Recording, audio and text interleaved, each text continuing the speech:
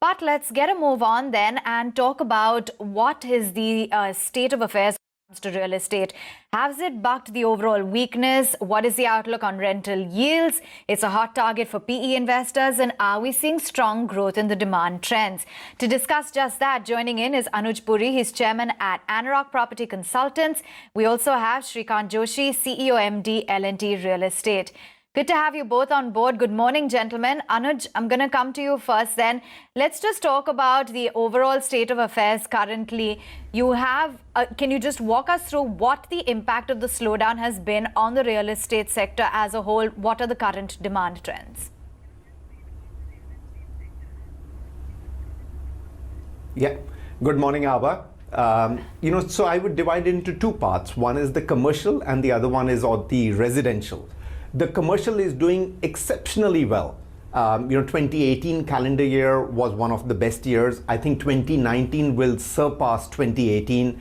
Rental continues to grow between 1 to 3% every year. US corporates continue to outsource more and more to India, and hence the demand for the commercial space. We have seen private equity investing into this sector even more in the first half of 2019.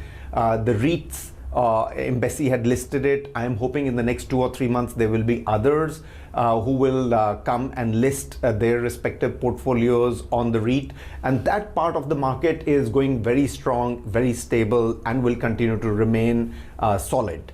I think the trouble is on the residential, and if I can divide it into really two parts on the residential, one is the affordable and the second one is the mid-housing luxury premium.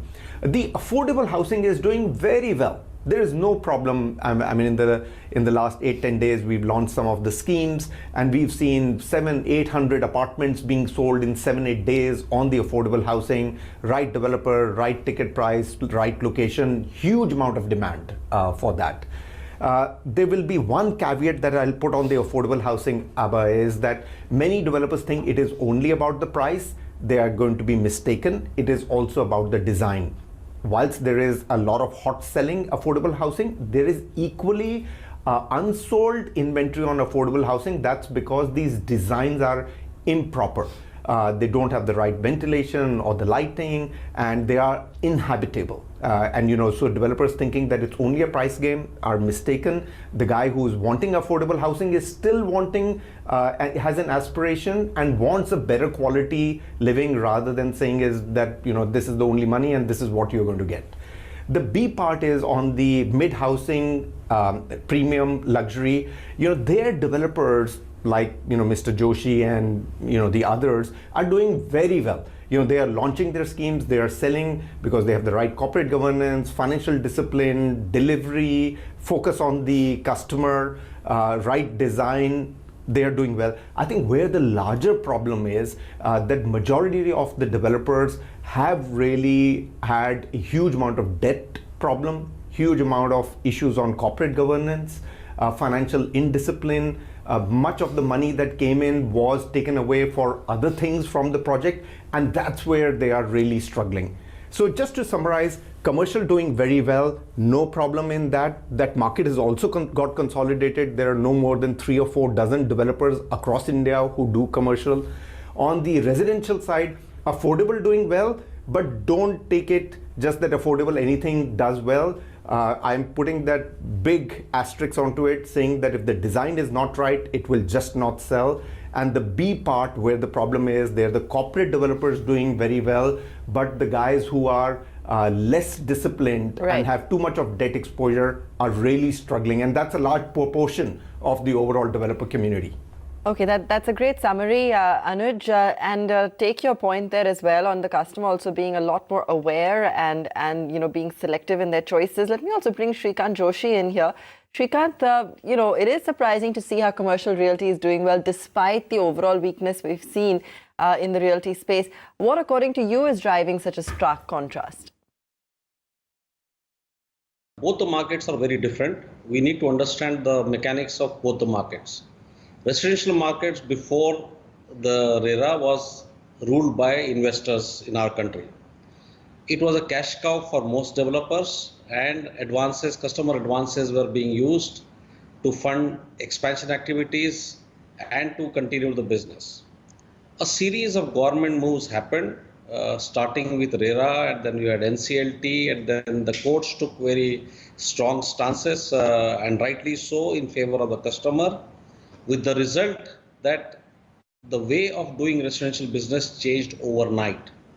When this changed overnight, north part of the country, there were large developers who were caught napping. Supreme Court gave judgments in favor of customers. Customers were to be treated ahead of even secured creditors. And that changed the dynamics overnight in this space. RERA added more teeth to it, and then the whole business paradigm got changed. When this business paradigm got changed, now a lot of developers were left gapping and they were left wayside. As a result, the customer suffered, and there's a crisis of confidence in this part of the business where only the branded players are doing well. Previously, anybody who had any access to land thought he could be a developer. Now it's not so. You need a strong brand, you need good designs, you need the correct pricing, and above all, a financial capability to carry the project through. Which is why you see the residential market is in a big state of flux, and a new normal is being created. Which is why the new launches are down, the luxury segment is out, the investor is out, and you have end customer who now prefers key brands rather than any developer. The commercial market is, however, a little different. It is run by the office occupancies, number one. Number two, as India opens up, the foreign funds are more interested in India and they want to come to India. When they want to come to India, they want to invest in leased properties. There are very few grade A leased properties which are being chased by big funds, which is why any leased property today is in big demand, and that's why the office segment of it is doing well. The office demand is also well across the top 6 cities, which is why the difference between the commercial and the residential markets as you see today. I'm just going to ask a very simple question to you, Mr. Puri. If I go on a high-rise floor on Mumbai and I look left, right, if I look straight, if I see down, all I can see are ghost buildings. Why is that? Slums. Not slums, ghost buildings.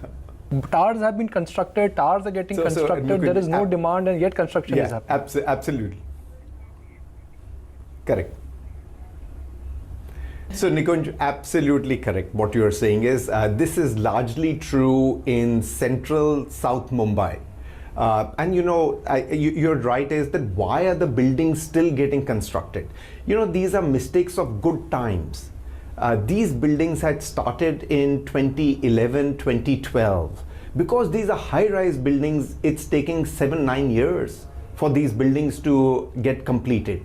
Now, in that interim period, the market changed, moved away from premium luxury to more mid-level affordable housing segment.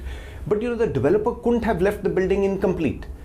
They had debt pressure. The lenders were putting pressure onto the developer to say at least complete the building. Once you complete it, at least there is hopefully light at the end of the tunnel. And that's the reason why, Nikunj, you are seeing all these buildings getting completed, delivered, whilst very little occupancy in the neighborhood on buildings which are competing with those buildings. But ultimately I agree with the developer, I agree with the lender that the mistake had been made, but you had to actually deliver it. If you didn't deliver, you were going out of the match even without playing one ball. At least stay on the pitch. You would hopefully get a chance to be able to defend yourself and emerge as a winner. And that's the reason why all these buildings are getting completed. The second question you may ask, Nikunj, is then why are they not bringing down the price? And why are they not doing a fire sale and sell everything so that they are able to immediately start the habitation within that vicinity? I think they have very little leverage left. At the price what they are currently selling, they are barely being able to cover the debt that they have on the building. I think in most of these buildings, equity is really wiped off. Now, either the NBFC or the bank has to take a call that we are willing to take a hit and hence we are willing to bring down the price, or they will have to very slowly, come out of this situation. So in conclusion, I will say is that it's mistake of good times, but they had to be delivered. 2011, 2012, these buildings started. Most of these buildings are getting completed in 2019, 2021. And I am hoping that at some stage, the lenders may take a call and say, look, we will need to bring down the price. There may be a haircut that we need to do it, but ultimately we need to sell these units, and hence, bring in the pace and the momentum on the sales. Sure. Shrikant, we have to touch base on the private equity interest in this space, especially in the commercial real estate space. What is driving that kind of interest, and versus what we're otherwise seeing in realty, and are rental yield trends stable in your opinion? Actually, there's one more factor why this beeline of PEs is increased.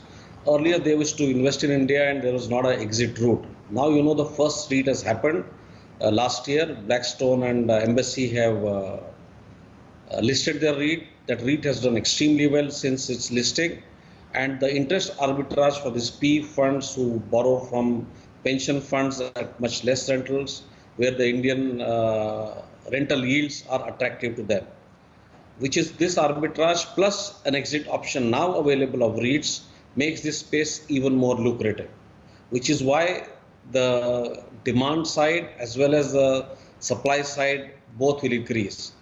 More funds will chase good office, A-grade office at good brands in the coming years. Will the rental yields increase? The rental yield should increase, but will not increase dramatically because it becomes unaffordable for the office players, and then they shift. You now know for the city of Bombay, all the Fort offices have shifted to BKC. BKC are shifting to Powai. Powai is now shifting to parts to New Bombay. So this office migration also happens. So it doesn't grow unchecked, but the levels of rental yields, even if they grow with inflation today, are decent and are good for PE funds to remain invested. All right, we'll let you go on that note. Thank you so much then, Anuj, as well as Mr. Joshi, for joining in and telling us a little bit more about the trends that we're seeing in real estate.